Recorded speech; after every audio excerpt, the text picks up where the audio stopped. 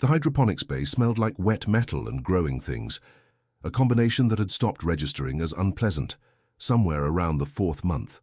Marcus ran the diagnostic sequence for the 3rd time that shift, his fingers moving across the touch interface with the mechanical precision of someone who had stopped thinking about what his hands were doing. The nutrient flow to Sector 7 showed amber again, not critical but trending toward problem, and he made a note in the maintenance log that no one would read because there was no one left with the cognitive bandwidth to review maintenance logs. He had been a botanical engineer on Earth, back when Earth meant something more than a catalog entry in a database no one could access anymore.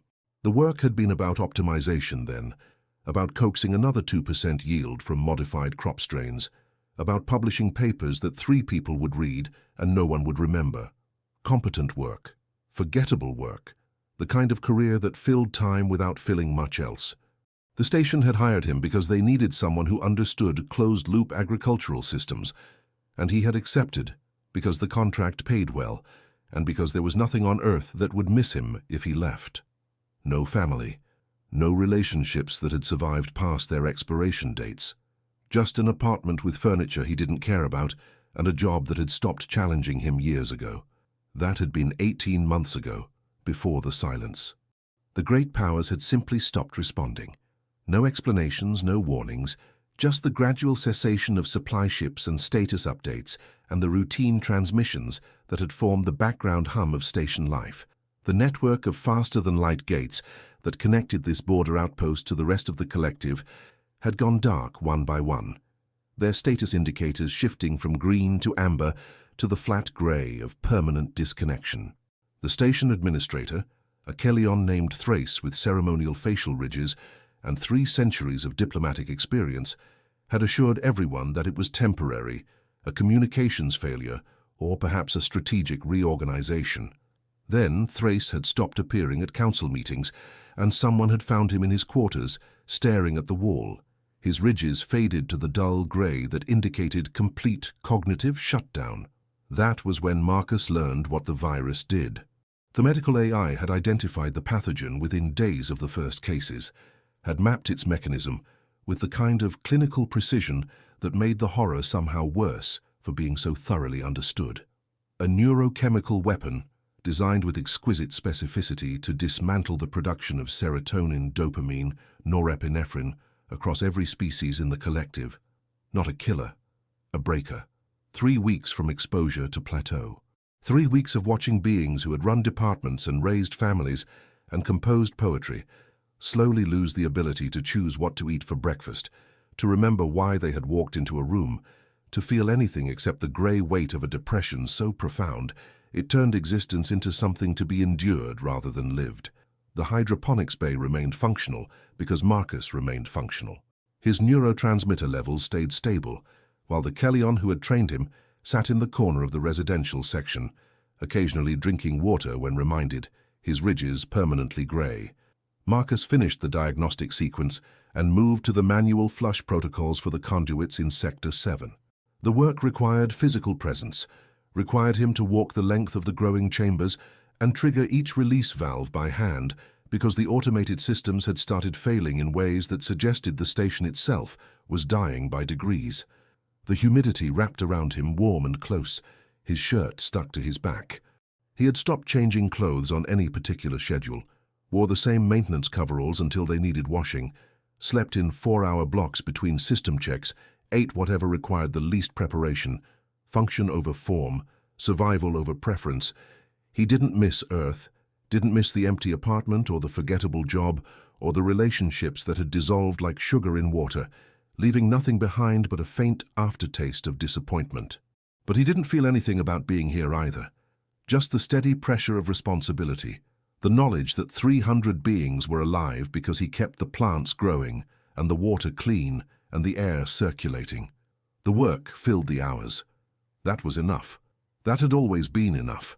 She appeared during his 14th consecutive shift, standing at the entrance to the main growing chamber with the uncertain posture of someone who wasn't sure why she had come. Marcus noticed her because she was Virani, and the Virani were impossible not to notice. Their translucent skin and bioluminescent patterns made them look like living stained glass. every emotion written in light across their bodies. Except her light was almost gone. Just faint traces of violet and grey flickering beneath skin that had lost its clarity, gone dull and slightly opaque with illness. She held onto the doorframe with both hands, steadying herself. When she spoke, her voice was soft, carefully controlled, the kind of careful that came from knowing your mind might slip mid-sentence. "I need help with my medication." Marcus set down the nutrient monitor and crossed the chamber, wiping his hands on his coveralls out of habit. Up close he could see the tremor in her fingers, the way her eyes tracked him with a half-second delay, her processing speed compromised. "What do you need?" "The injector." She held out her hand, showing him the small medical device, standard issue for metabolic supplements. "I can't hold it steady enough. The last 3 times I missed the site." The medication bruised but didn't enter the bloodstream. The frustration in her voice was quiet, contained. He recognized it. The virus didn't take away awareness, just capacity. She knew exactly what she was losing, could watch herself fragment in real time without being able to stop it. "I can do it," he said. Not a question. There was no point in asking questions when there was only one possible answer. She nodded, a small movement. Her luminescence flickered weak gold at her throat. Gratitude or embarrassment or both. He didn't know the Varani emotional spectrum well enough to read the subtleties. She extended her arm, the injector resting in her palm. He took it carefully, feeling the coolness of her skin when his fingers brushed hers. She was watching his face, he realized, studying him with the kind of attention that suggested she was using all her remaining focus to track this single interaction. He found the injection site by touch, the slight depression between the tendons on her inner forearm, and pressed the injector against her skin. The device clicked softly, delivering its payload. "Thank you." She pulled her arm back slowly, cradling it against her chest. "I'll need this again tomorrow, same time. I'll be here." He would be here. He was always here. The hydroponics bay was the center of his existence, the place he moved through in endless loops of maintenance and monitoring. She turned to leave, then paused, her hand on the doorframe again. "My name is Lyran." "Marcus." She didn't say anything else, just nodded and walked away with the slow, deliberate steps of someone conserving every bit of processing power for the essential task of moving from one place to another. He went back to the nutrient monitors, but found himself glancing toward the entrance, toward the space where she had stood. The encounter had lasted less than 3 minutes, had meant nothing beyond the simple transaction of assistance given and received. But something about it stayed with him through the rest of the shift, a presence in his mind like the after-image of bright light. Lyran returned the next day at the same time, and the day after that, and the pattern became routine, with the kind of inevitability that characterized everything on the station now. She would appear at the entrance to the growing chamber, wait for him to notice her, extend her arm without speaking. He would administer the injection, she would thank him, and they would separate back into their individual loops of survival. On the 4th day, she arrived earlier than usual. He was calibrating the pH levels in the water recycler, his hands buried in the mechanism when he heard her voice behind him. "You work constantly." He pulled his hands free and turned. She was standing closer than usual, close enough that he could see the faint network of light beneath her skin, barely visible capillaries of bioluminescence tracing delicate patterns across her throat and collarbone. "The systems need constant monitoring. But you don't rest." "I rest enough. 4-hour sleep cycles, nutrition bars eaten standing up, water drunk from the recycler tap. Rest in the sense of minimum maintenance for continued function." She studied him with that same focused attention, and he had the uncomfortable sense that she was seeing something he hadn't intended to show. "You're alone here, all the time, in these chambers. Someone has to maintain them." "Yes." She paused, and he watched a flicker of pale blue move across her temples, uncertainty maybe, or confusion. "But it doesn't have to be only you. I could stay, help with small tasks, the things that don't require fine motor control or sustained concentration." He started to refuse automatically, then stopped. The truth was that there were tasks he had been putting off because they required a second pair of hands. Simple things like holding a panel steady while he calibrated the sensors behind it, or monitoring one readout while he adjusted another. She couldn't do complex work, but she could hold things. She could watch numbers and tell him when they changed. "All right," he said. Relief flickered gold across her chest, bright enough that he noticed. She settled onto one of the work stools near the main control panel, her movements careful and deliberate. He went back to the pH calibration, and she sat in silence, her presence neither intrusive nor particularly helpful just there. After an hour, he asked her to hold a wrench while he tightened a coupling. Her hands shook, but she managed it, passing the tool back to him when he was done with the same slow care she brought to every movement. They worked in near silence for the rest of the shift. When he finally paused to eat, a nutrition bar and water from the tap, she was still there watching the readouts with patient attention. "You should eat something," he said. She blinked, as if the idea hadn't occurred to her. "I forget sometimes." "To eat." He retrieved a second nutrition bar from his pack and held it out to her. She took it, her fingers brushing his palm, and unwrapped it with meticulous slowness. They ate together in the humid warmth of the growing chamber, surrounded by the soft hum of the air circulators and the drip of the irrigation system. It wasn't conversation. It wasn't connection. It was just two people occupying the same space, performing the minimum requirements of continued survival. But when she left that night, the growing chamber felt noticeably emptier. The station council, what remained of it, instituted the new protocols 3 weeks after the virus reached its plateau. Marcus learned about it from a message on his terminal, formal language describing what everyone already knew. Humans were immune, everyone else was compromised, and survival required acknowledging that reality in formal policy. The protocols of necessity made human judgment absolute. Resource allocation, medical prioritization, sector management, all of it fell under human authority now, not because humans had earned it, but because humans were the only ones who could still perform the cognitive labor of making decisions. The protocols also included provisions for mandatory cohabitation. Humans assigned to critical sectors were required to live adjacent to the populations they supported, to ensure constant supervision and immediate response to emergencies. Marcus read the section 3 times, each time hoping he had misunderstood. But the language was clear. He would be assigned a specific dependent population, individuals whose survival became his legal responsibility, and those individuals would be relocated to quarters near his workspace to facilitate continuous care. The list arrived 2 days later. One name, Lyran.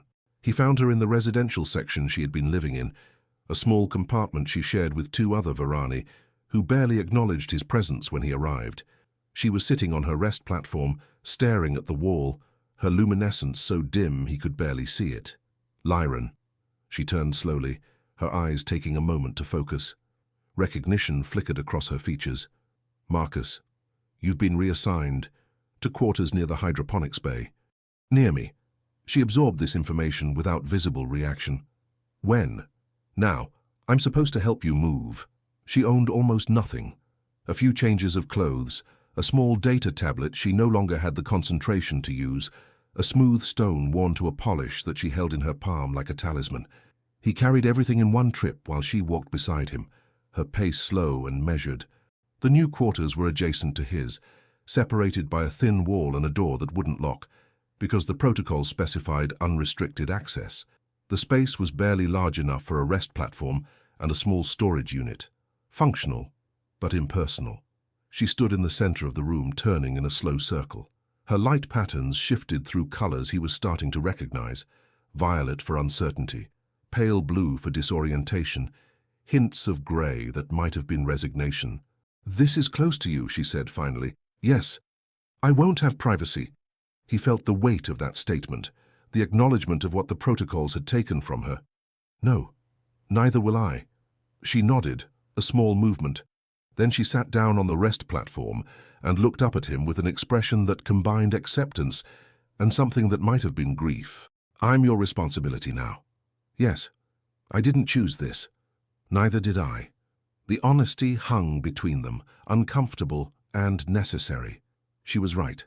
They hadn't chosen this. The virus had chosen for them, had turned her into someone who needed constant care, and him into the only person capable of providing it.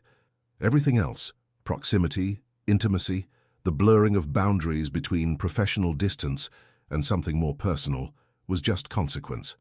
She lay down on the rest platform, turning onto her side. Her light patterns settled into the slow, dim pulse of someone conserving energy.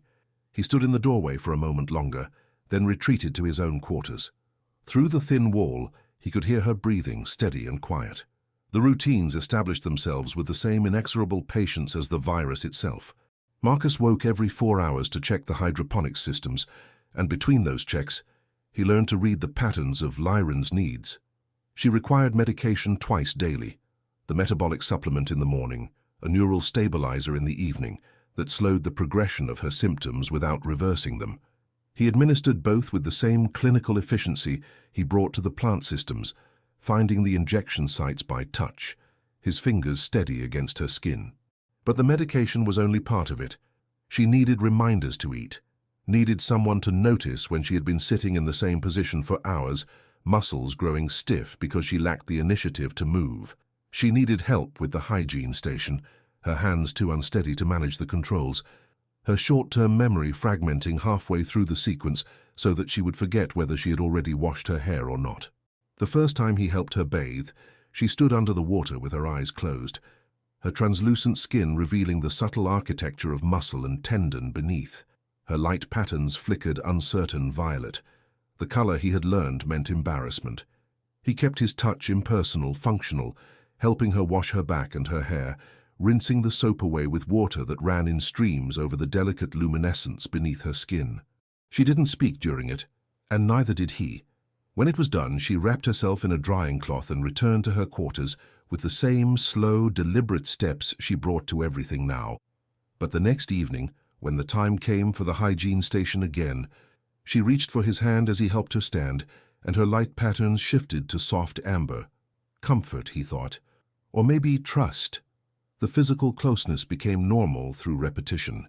He learned the topography of her body through necessity, learned where her skin was cooler or warmer, where the light patterns concentrated most brightly, how her breathing changed when she was sliding into one of the dissociative episodes that left her staring at nothing.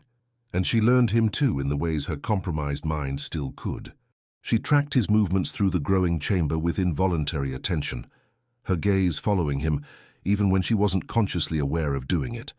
Her light patterns responded to his proximity, brightening when he entered her quarters, dimming when he left. The Varani communicated through light, he knew, bioluminescent rhythms that conveyed everything language couldn't: affection, desire, emotional state. Before the virus, such displays were considered deeply private, something reserved for bonded pairs or family. But Lyran's conscious control was gone, eroded by neural chemistry that no longer responded to her intentions. Her body expressed what her fragmented mind could not, pulsing in rhythms that matched his heartbeat when he sat beside her, flickering patterns of rose and amber that the station's medical database labeled as indicators of attachment and comfort. She seemed unaware of it, or perhaps she simply lacked the cognitive resources to care. Her illness had stripped away the capacity for embarrassment about things that couldn't be changed.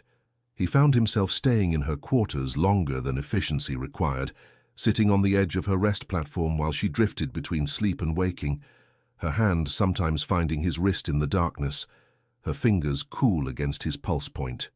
The station's day-night cycle was an arbitrary construct, maintained by the lighting system, but Marcus and Lyran fell into a rhythm that felt organic, despite its artificiality.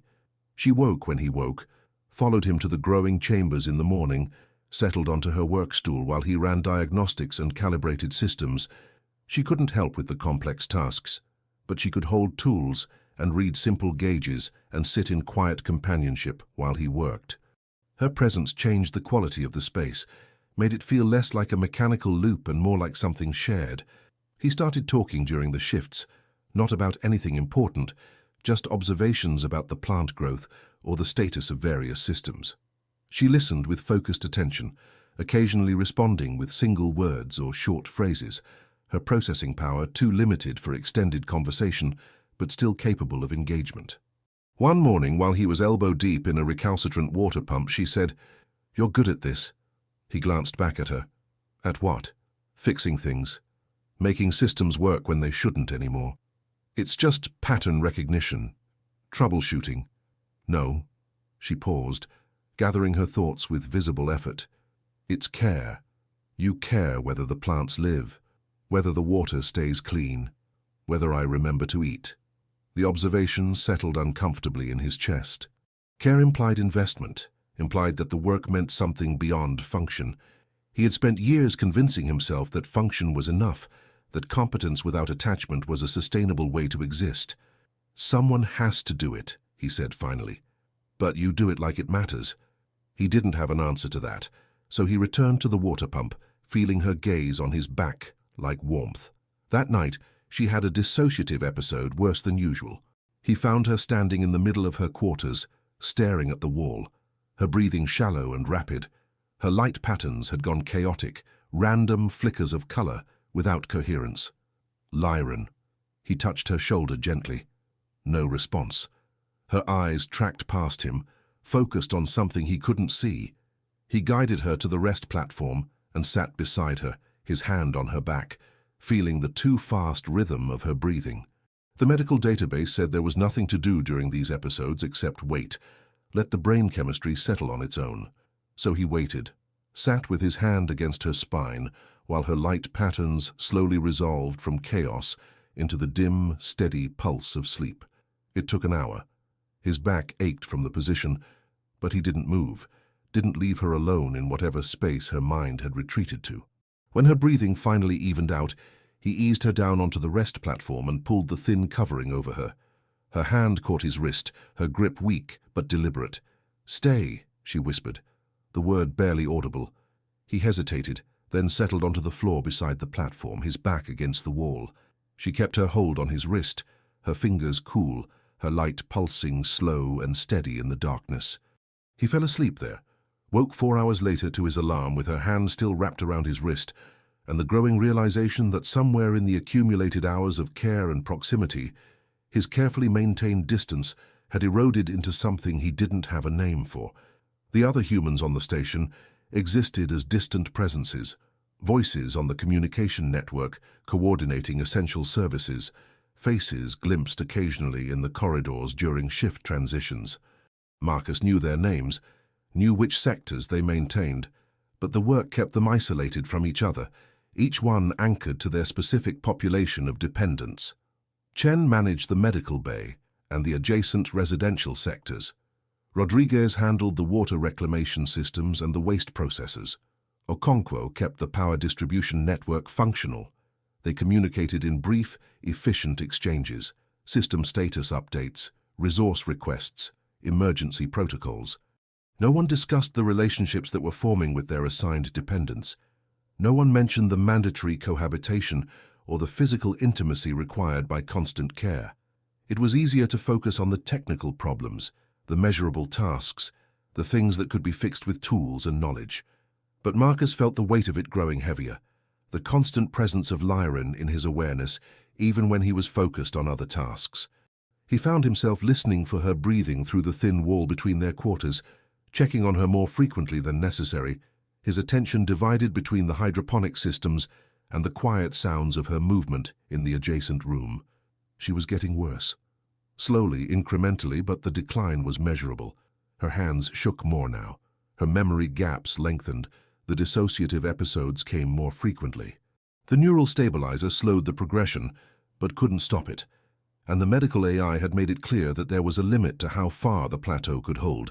Eventually, she would slide past it into complete cognitive shutdown. Eventually, she would become like Thrace, the station administrator, who now sat in the darkness of his quarters without moving, without speaking, a body maintaining biological function in the absence of anything that could be called consciousness. Marcus tried not to think about that future, tried to focus on the present tasks, the nutrient flows and the pH levels and the daily rhythms of medication and meals. But at night, lying in his quarters with the thin wall between them, he could hear Lyran's breathing and know that every breath was part of a countdown to an ending he couldn't prevent.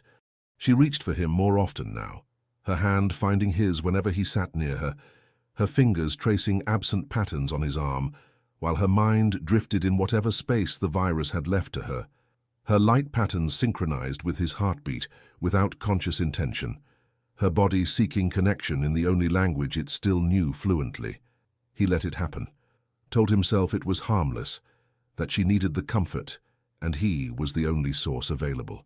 But he felt the shift happening in himself, the way his pulse quickened when he entered her quarters, the way he found excuses to touch her, adjusting her hair away from her face, steadying her elbow when she stood, his hand resting on her shoulder while she ate.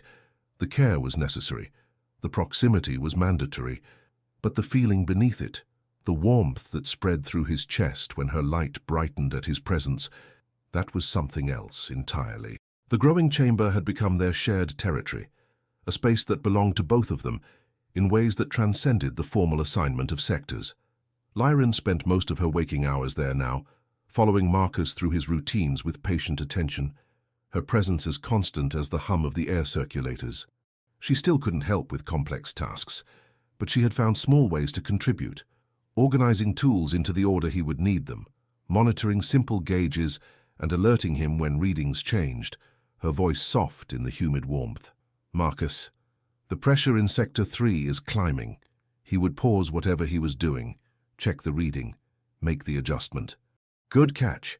Her light would flicker pleased amber, and something in his chest would tighten with an emotion he refused to examine too closely.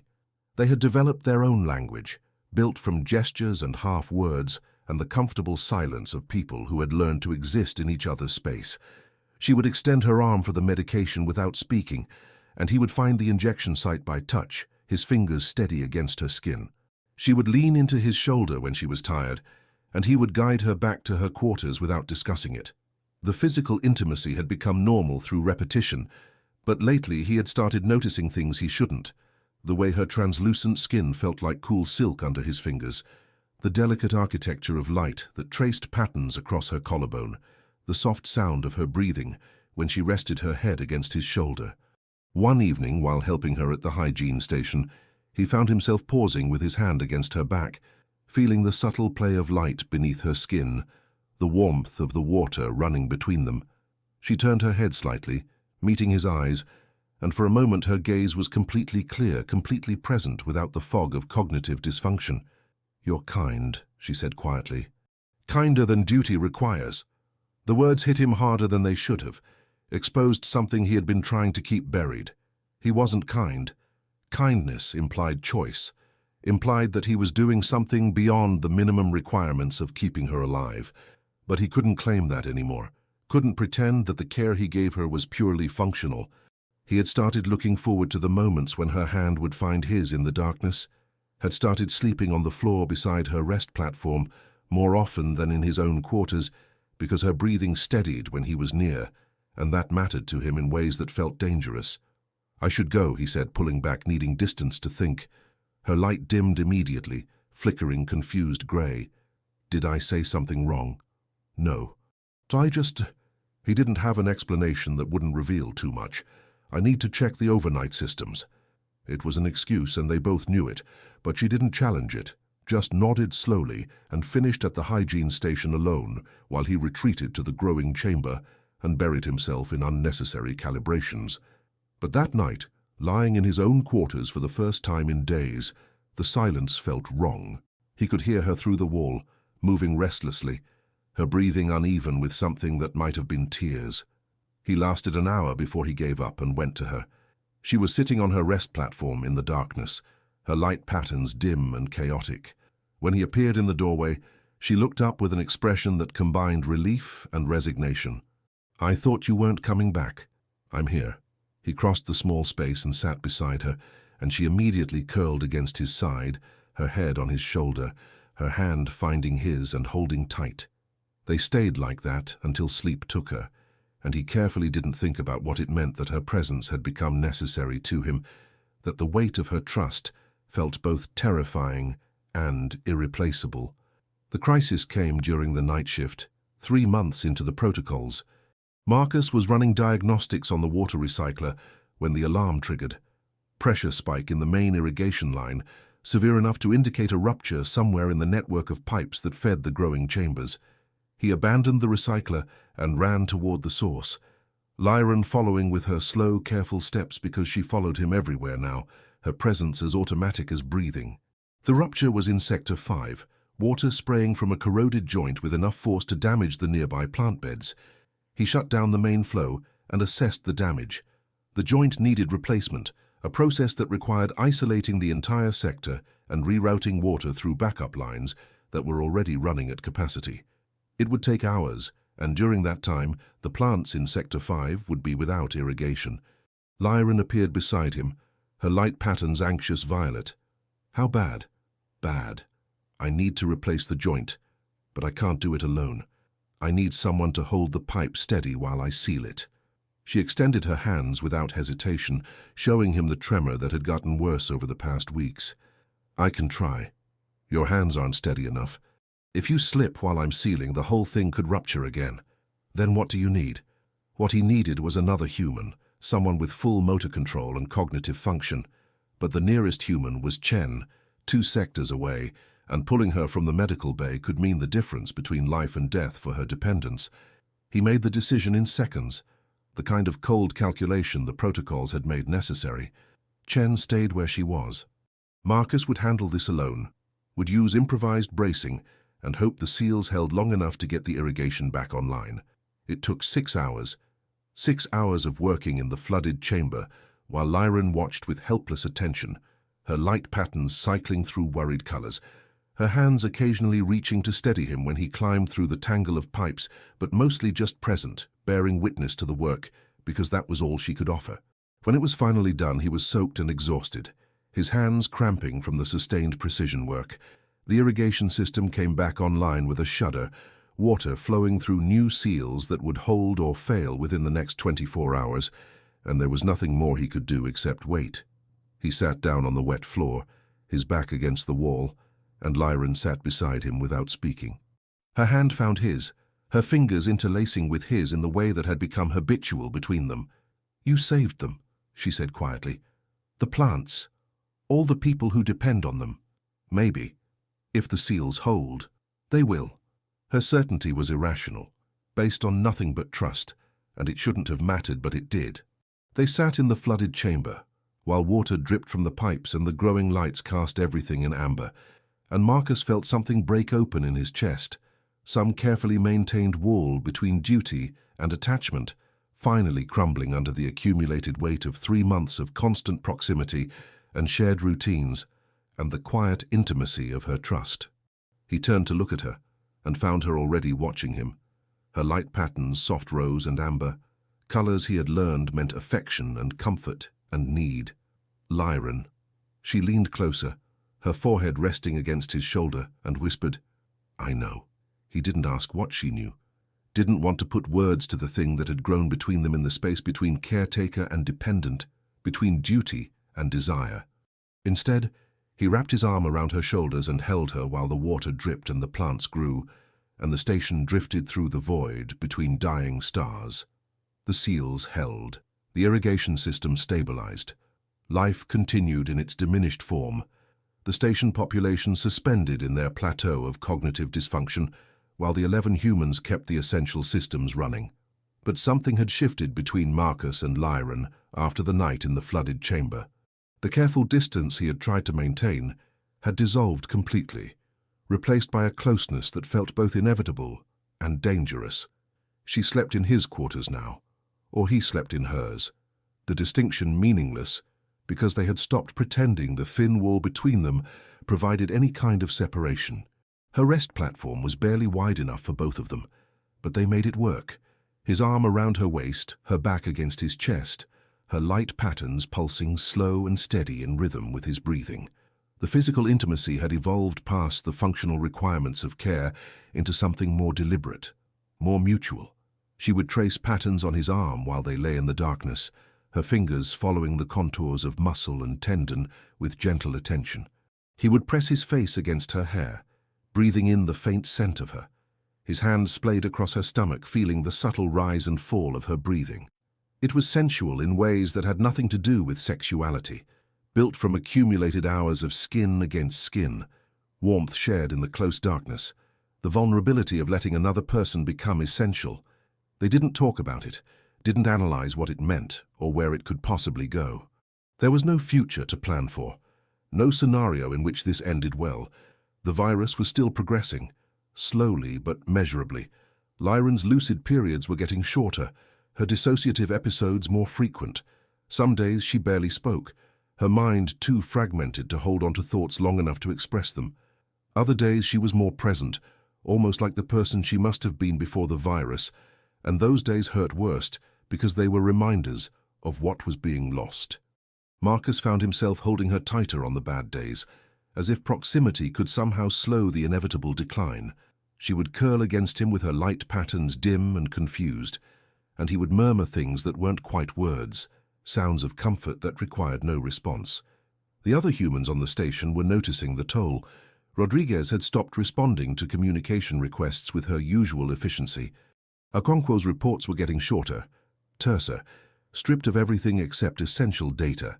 Chen mentioned during a rare joint call that one of her dependents had slipped past the plateau into complete shutdown, and her voice had been flat, empty, like she was reading system diagnostics instead of describing someone's cognitive death. They were all breaking, Marcus realized. The sustained burden of keeping people alive while watching them fragment was eroding something essential, turning care into a kind of slow torture. But he couldn't stop, couldn't distance himself from Lyran's decline. She had become too central to his existence, her presence too woven into the fabric of his daily life. The growing chamber felt empty when she wasn't there. His routines felt incomplete without her quiet companionship. Sleep felt impossible without the weight of her body against his. One night she woke from a dissociative episode and turned to face him in the darkness, her light patterns unusually clear and bright. "Marcus, I'm here. I'm going to forget you." Her voice was steady, certain. "Eventually, the virus will take that too. I'll look at you and not know who you are." The words hit like physical blows. He had known it, had understood intellectually that complete cognitive shutdown was the endpoint, but hearing her say it made it real in ways he hadn't prepared for. "We're not there yet," he said. "No, but we will be." She pressed her palm against his chest over his heart. "So I want to tell you now while I still can. You matter. This matters. Whatever happens after, I want you to know that this was real." He couldn't speak, couldn't find words adequate to the moment. So he kissed her forehead, his lips against her cool skin, and held her while her light pulsed against him in the darkness, a rhythm he knew now as well as his own heartbeat. The transmission arrived without warning, a burst of data through one of the supposedly dead communication channels. Marcus was in the growing chamber when the alert sounded, Lyran dozing on her work stool nearby. He pulled up the message on his terminal, expecting another automated error log or corrupted fragment. Instead, he found a coherent text message, time-stamped 8 days earlier, from a collective outpost in a neighboring sector. Main network compromised by neurochemical weapon. Quarantine protocols in effect. Species-specific immunity observed in humans. Requesting status of border stations. If humans remain functional, maintain essential systems and await contact. Antiviral synthesis in progress but timeline unknown. Repeat, maintain systems and await contact. Marcus read it 3 times, his hands starting to shake. The collective still existed. Somewhere out there, other stations were surviving, other humans were keeping systems running, and someone was working on a cure. The implications cascaded through his mind. Hope, but also uncertainty. How long would a cure take? Months? Years? And what condition would Lyran be in when it arrived? The virus had already taken so much from her. Would an antiviral be able to restore what had been lost, or would it simply halt further decline, leaving her suspended in her current diminished state? He should tell her, should wake her and share the news that rescue might be coming, that this wasn't an endpoint but a waiting period. But when he looked at her, sleeping on the stool with her light patterns dim and peaceful, he found himself hesitating. Hope could be cruel. Hope could make the waiting unbearable, could turn every day into a countdown that might never reach 0. And there was something else, something selfish and shameful that he barely wanted to acknowledge. Part of him didn't want rescue. Part of him had adapted to this life, to the narrowed world of the growing chambers and Lyran's presence, and the simple clarity of purpose that came from keeping her alive. Rescue meant the station would be evacuated, meant the collective would reassert its administrative structures, meant the protocols of necessity would be dissolved, and the mandatory cohabitation would end. It meant Lyran would no longer be his responsibility, would no longer need him in the absolute unconditional way she needed him now. He sat with that realization for a long time, feeling the weight of it settle into his chest. He had become dependent on her dependency, had found something in the care and proximity that filled spaces in himself he hadn't known were empty. The thought of losing that, of returning to a life where his function was separated from intimacy, felt like a different kind of ending. But that was his damage, not hers, his need, not hers. She deserved to know that hope existed, even if it was uncertain. He crossed the chamber and touched her shoulder gently. She woke slowly, her eyes taking a moment to focus. "What's wrong?" "Nothing's wrong, something's right." He showed her the message, watched her read it with the careful attention she brought to everything now, her processing speed slow but still functional. When she finished, she looked up at him with an expression he couldn't quite read. "They might have a cure." "Yes, that's good." She paused, and something flickered across her face, sadness or resignation or both. "You'll be relieved of duty. When they evacuate, you won't have to take care of me anymore." "Lyran, it's all right." She reached up and touched his face, her palm cool against his cheek.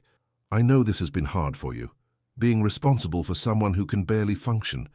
You've been kind about it, but you shouldn't have to carry that weight forever."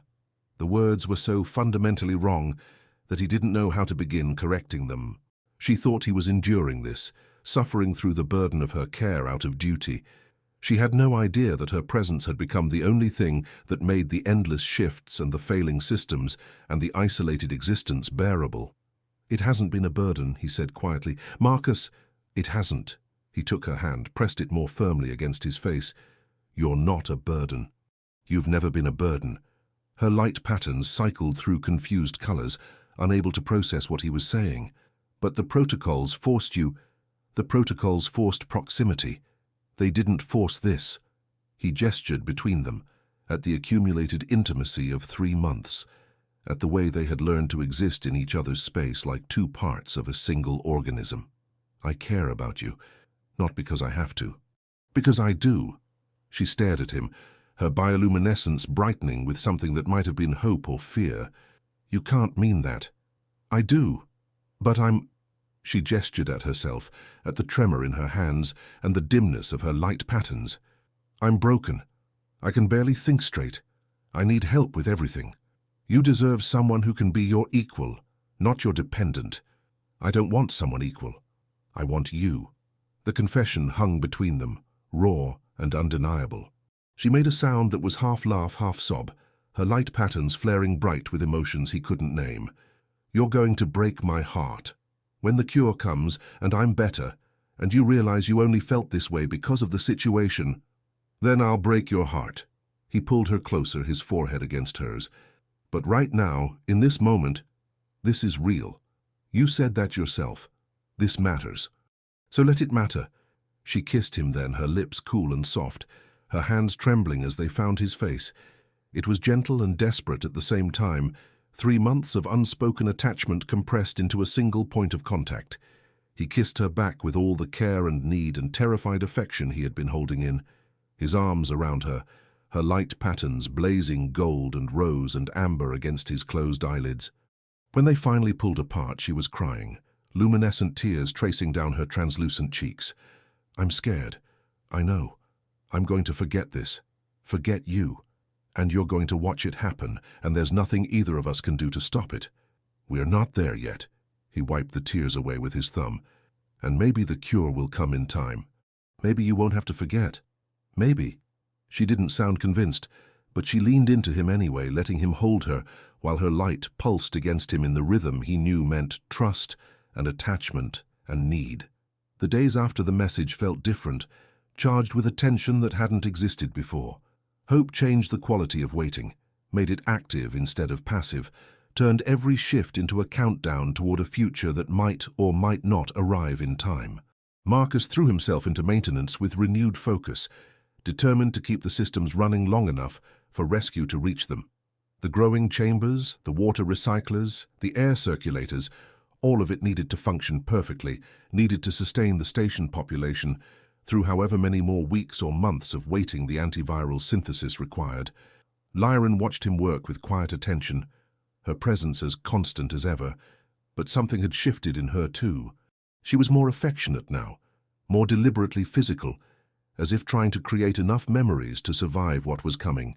She would press her face against his shoulder while he ran diagnostics, her hands finding his whenever they were idle, her light patterns bright with emotions she no longer tried to hide. But the virus didn't care about hope or affection or the arrival of a message that promised eventual rescue. The progression continued, measurable and inexorable. Lyran's dissociative episodes became more frequent, longer, harder to pull her out of. Her short-term memory deteriorated to the point where she would forget conversations mid-sentence, would ask the same question 3 times in an hour, her face showing frustrated awareness of the gaps in her cognition.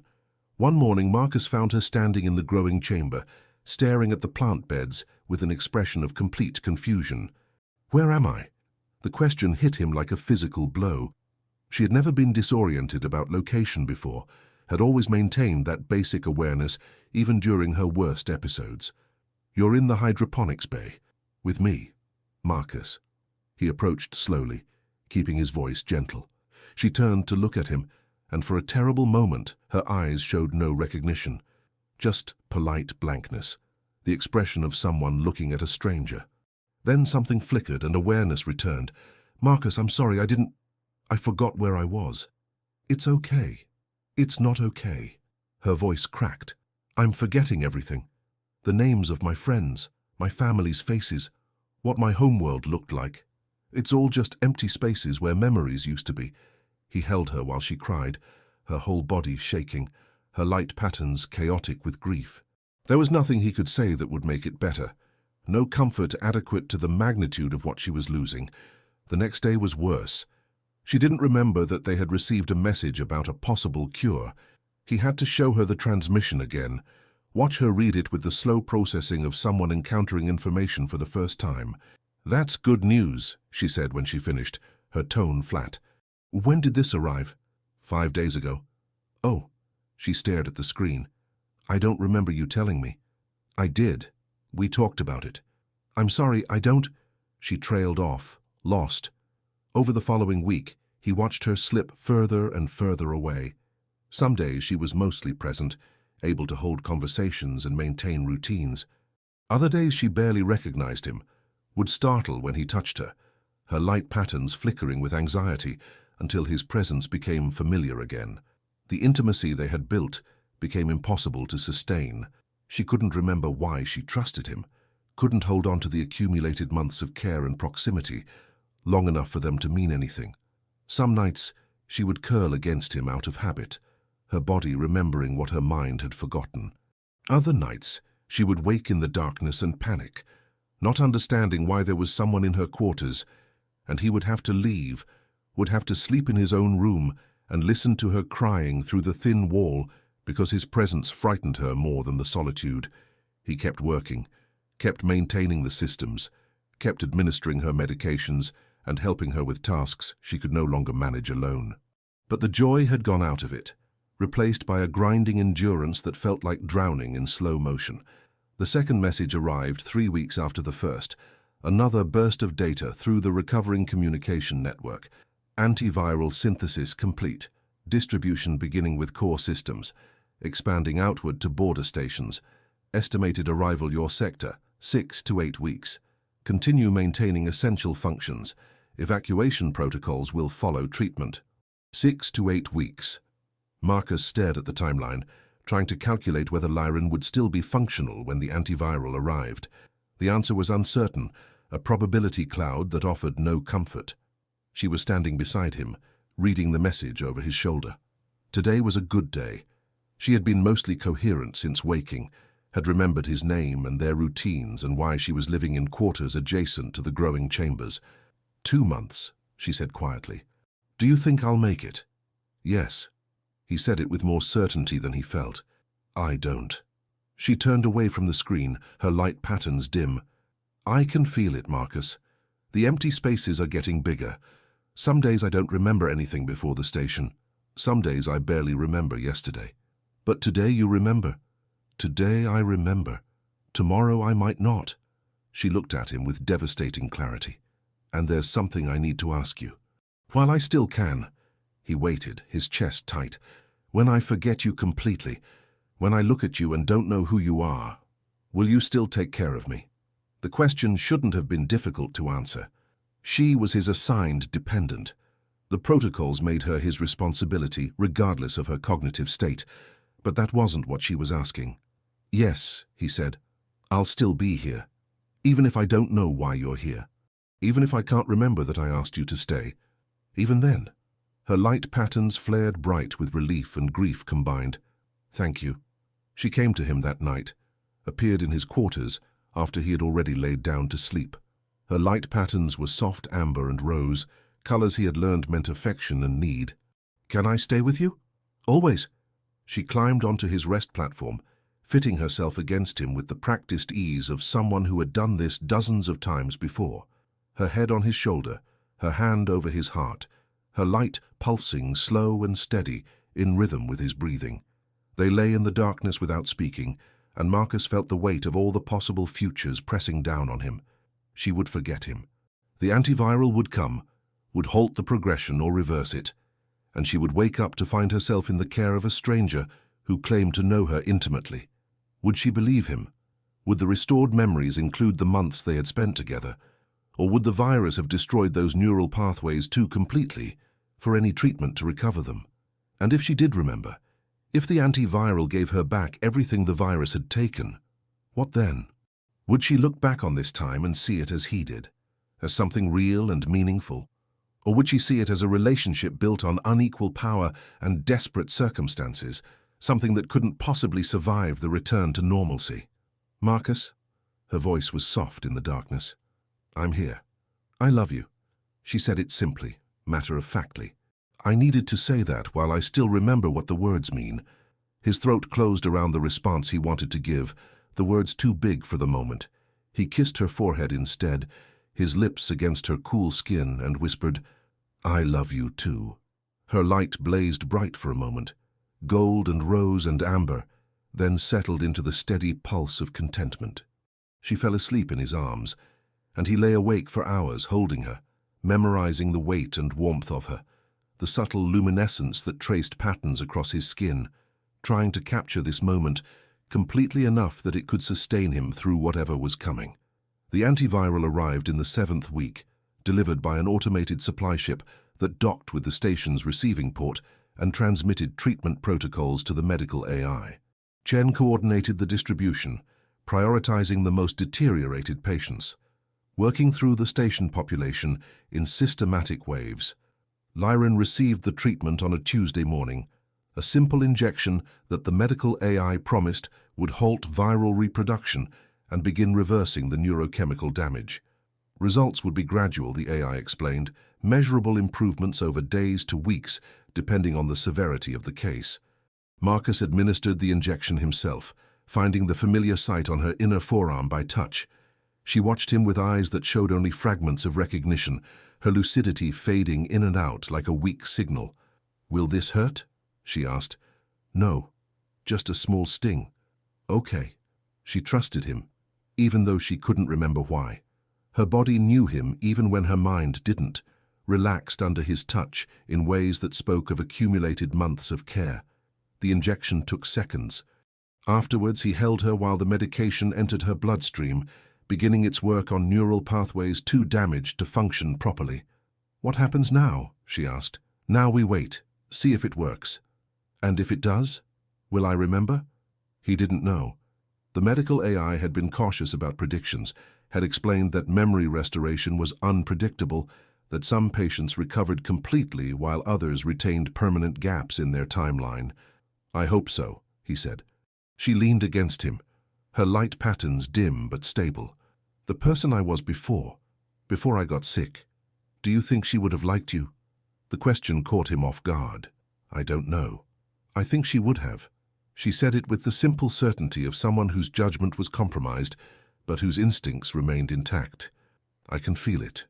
Even when I don't remember your name or why I'm here or what we are to each other, something in me knows you're safe. Knows you matter. He held her tighter, his face pressed against her hair, and let himself believe that maybe, even if the memories didn't return, something essential would remain. Some imprint of the months they had spent together, written into her nervous system too deeply for the virus to erase completely. The improvements came slowly, incrementally, over the following days and weeks. Lyron's hands steadied first, the tremor diminishing until she could hold a cup of water without spilling it. Her short-term memory strengthened, conversations flowing without the mid-sentence fractures that had become normal. The dissociative episodes grew less frequent, less severe, until they stopped entirely. Her light patterns grew brighter, more complex, cycling through colors with emotional precision instead of the confused flickers of illness. And gradually, over the course of 3 weeks, recognition returned to her eyes when she looked at him. Not complete. There were still gaps in her memory, still blank spaces where months of their shared history should have been. But she remembered enough. Remembered that he had taken care of her, that they had lived in adjacent quarters, that there had been something between them that mattered. The evacuation ships arrived in the 8th week, sleek collective vessels that docked with the station, and began the systematic transfer of the surviving population to medical facilities in the core systems. The humans were offered positions on the ships, assignments that would make use of their immunity and their experience maintaining border stations through crisis. Marcus stood in the growing chamber, running diagnostics one last time before the transfer, and tried to imagine leaving, tried to picture himself on one of those ships, moving toward a future that didn't include these chambers and their humid warmth and the routines he had built over 6 months of isolation. Marcus. He turned. Lyron stood in the entrance, her light patterns bright and complex, fully herself again in ways he hadn't seen since before the virus. She crossed the chamber and stopped in front of him, her hands steady as they reached for his. I need to tell you something, while we still have time. All right. I don't remember everything. The worst months are mostly gone. But I remember enough to know what you did for me, what you were to me. She paused, gathering her thoughts.